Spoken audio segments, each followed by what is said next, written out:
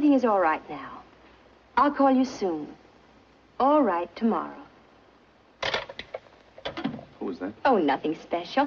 Let's go back to our guest, shall we? Darling, who was that on the phone? I'll tell you all about it some other time. Why not now? Sweetheart, our guests will be wondering where we are. Now, Martha, who was that? All right, I'll tell you. It's another confession. My lover. I don't think that's funny at all. Are you jealous? Oh, don't be silly, Martha. But why can't you tell your husband whom you talked to over the telephone? Besides, I wouldn't have brought it up right now, but just the same, for the past several weeks you've been going out in the afternoons, and you've always managed to avoid telling me where you were.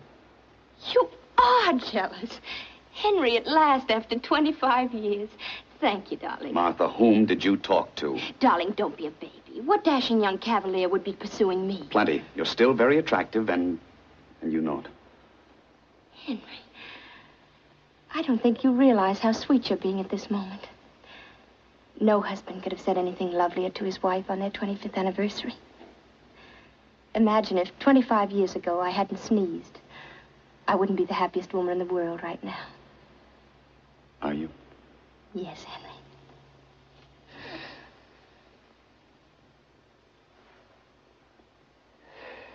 Now, who was it? I'll tell you tomorrow. I am not going to leave this room until you tell me. Well, knowing my obstinate little boy, you promise to be sensible and not make a mountain out of a molehill? I promise. Now. Well, you know how women are. We have too much time on our hands, and we begin to imagine that there are things wrong with us. And I'm no exception, so I've been going to a doctor, that's all.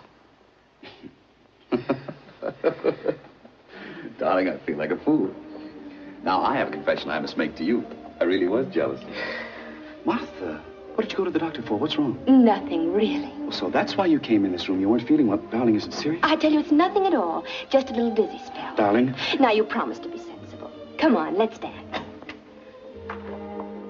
Martha, what did the doctors say?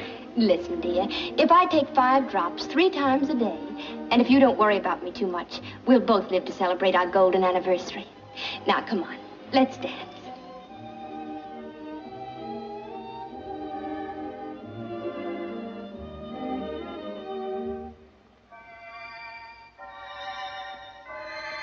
I didn't know it then, but this was our last anniversary. It was the last time we danced together. There were only a few more months left for Martha, and she made them the happiest of our lives together.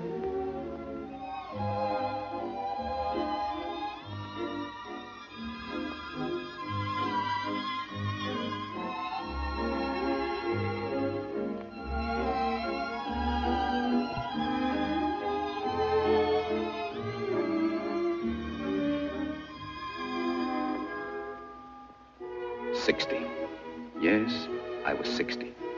Jack insisted on celebrating.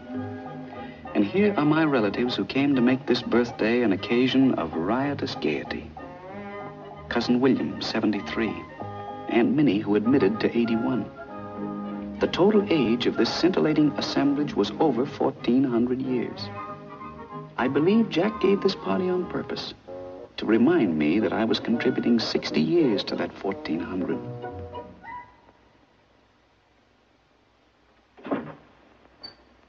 Good morning. Good morning, Miss Ralston. Is Mr. Van Cleve down yet? He's having his breakfast. Oh, thank you. Good morning, Mr. Van Cleve. Good morning, Miss Ralston. Sorry to get you up so early, but I want these 2 letters to leave on the 9:30 plane. Yes, Mr. Van Cleve. And when you get back to the office, will you please see that I get a complete domestic report from every department before noon, because I may go to Chicago. Very well. Now, there's just one little thing. It's, well, a letter came in from your father addressed to the board of directors, and... Is he trying to go over my head again? I'm sure he didn't mean it that way. What does he want? We live together in the same house, and then he writes letters to the board of directors. What's the old gentleman trying to put over this time? He wants the board of directors to vote him a bonus.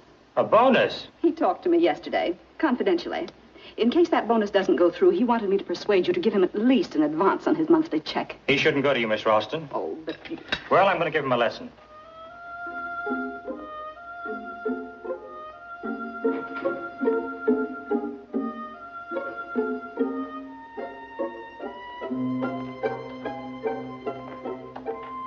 And Miss Ralston, if my father ever talks to you again, tell him that he ought to be ashamed of himself and that you are in no position to deliver any messages. Yes, Mr. Van Cleve. Why, Mr. Van Cleve? Is he in a bad mood? Terrible. Now, look here, Miss Ralston. Would you do me a very great favor? Father? Oh, good morning, Jack. Good morning. I'd like to talk to you. Father?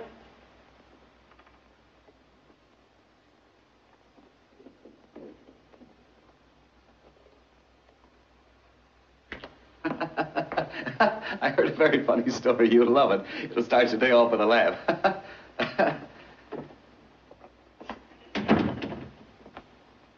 You ought to be ashamed of yourself. Coming home at all hours, making a wreck of yourself. How much longer do you think you can keep this up? Please, Jack, don't scold me. Someday you're going to collapse. Do I look that bad? You look like a ghost. I know you're right, Jack. I know I should change my way of living. But, my boy, put yourself in my position. I'm lonesome. You're always away somewhere on business. And being alone in this big house night after night, you don't know what it's like. Neither do you, because you're never at home. But I can imagine what it's like. And, Jack, it's horrible. Now, my boy, I want to talk to you. I'm not fooling myself. I'm not getting any younger. I think the time has come for me to change my way of living.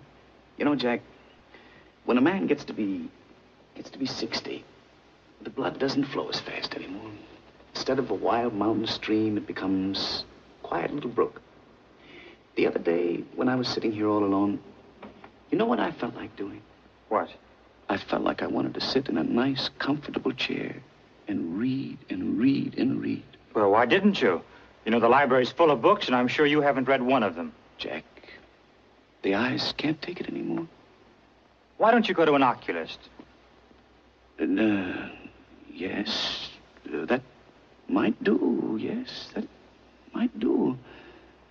But, on the other hand, what do you think of the idea of having, well, some kind of reader? You know, someone with a pleasant voice, nice diction. I know just what you want. You mean one of those nice, quiet fellows from Yale or Harvard. Oh, they're easy to get. Now, who is she? Jack, you have the most suspicious mind. Come on. How old is she? Well, she's an unusually adult young woman. I met her at old Wilson Weatherby. She was his reader. The whole thing sounds a little fishy to me. Now, Jack, why do you want to deprive your old father of a little cultural pleasure?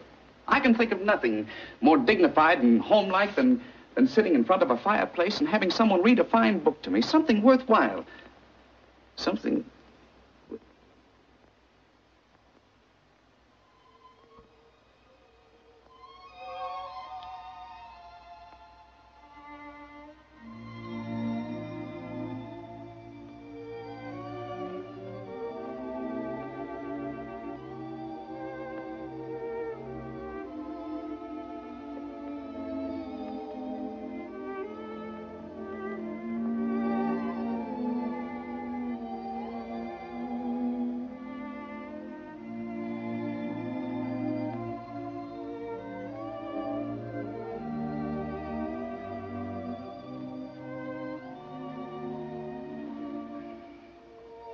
Father, her last thought was that you should be happy.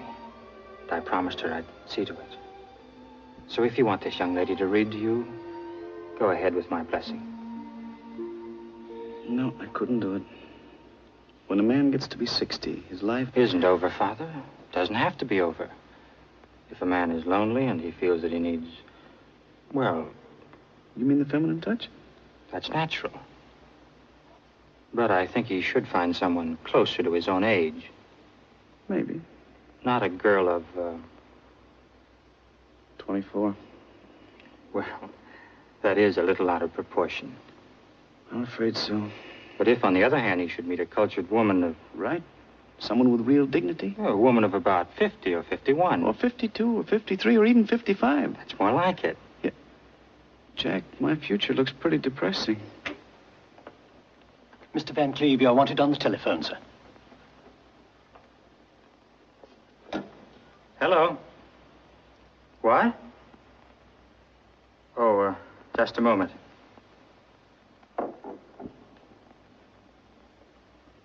It's for you, Poochie.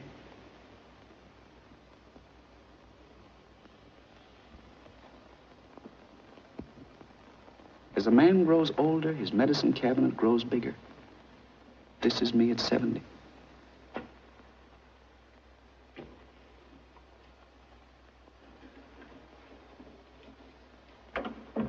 Now, really.